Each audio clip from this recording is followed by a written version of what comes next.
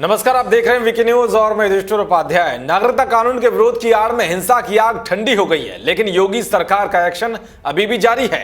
योगी की पुलिस लगातार दंगाइयों की पहचान करके उन पर शिकंजा कस रही है, तो वे उपद्रवी इस कानूनी कार्रवाई से बचने के लिए नए नए हथकंडे अपना रहे हैं। कोई अपनी पहचान छुपाने में जुटा है तो कोई नेताओं के दरवाजे पर दस्तक दे रहा है। यहां तक कि अब इस कार्रवाई से बचने के लिए कईयों ने तो कोर्ट का भी रुख कर लिया, लेकिन अब इलाहाबाद हाई कोर्ट ने भी उन लोगों को बड़ा झटका दिया है जो सीएम योगी की कार्रवाई को गलत ठहरा रहे थे।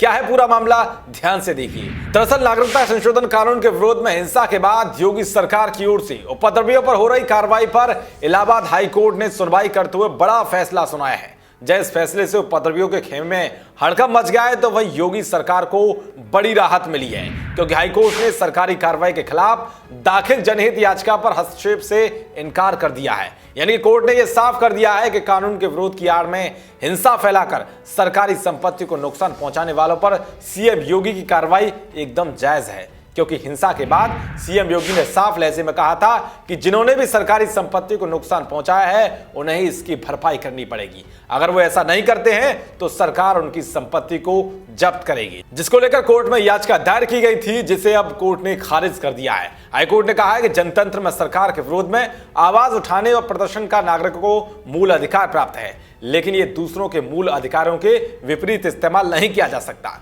लोगों को सड़कों पर जुलूस निकालकर विरोध प्रदर्शन का अधिकार है, लेकिन उन्हें यातायात व्यवधान डालने का अधिकार नहीं है। कोर्ट ने यह कहा कि प्रदर्शन के दौरान एम्बुलेंस, फायर ब्रिगेड जैसी जरूरी सेवाओं को रोका नहीं जा सकता।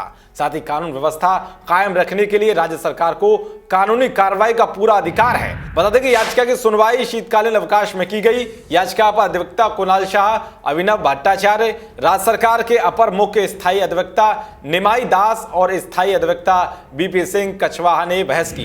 राज्य सरकार ने कोर्ट को बताया है कि हिंसा के मामले में प्रदेश के 34 जिलों के 1022 लोगों को गिरफ्तार किया गया है। इन जिलों में नागरिक संशोधन कानून के विरोध में प्रदर्शन के दौरान हिंसा हुई।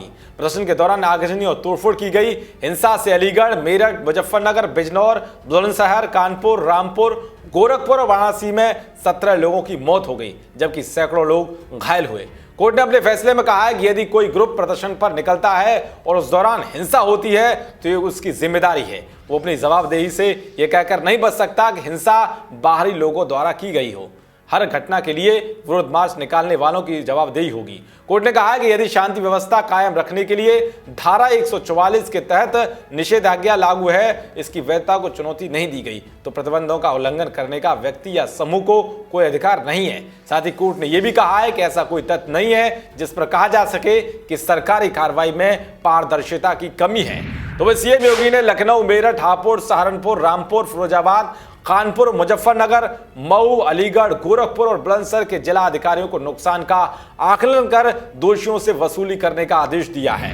वीडियो क्लिपिंग्स, फोटोग्राफ से पहचान कर नोटिस जारी करके जवाब मांगा गया है। खैर कुछ भी हो, मगर कोर्ट के फैसले ने भी साफ कर दिया है कि दंगाइयों ने जिस तरह से कानून के विरोध प्रदर्शन के नाम पर हिंसा करके सरकारी संपत्ति को भारी नुकसान पहुंचाया है, उन उपद्रवियों पर योगी सरकार की कार्रवाई एकदम सही है। इलाहाबाद हाईकोर्ट के फैसले पर आपकी क्या राय है, कमेंट बॉक्स जरूर बताएं। देश और दुनिया की तमाम खबरों को पाने के लिए देखते रहिए वीके न्यूज। शुक्रिया।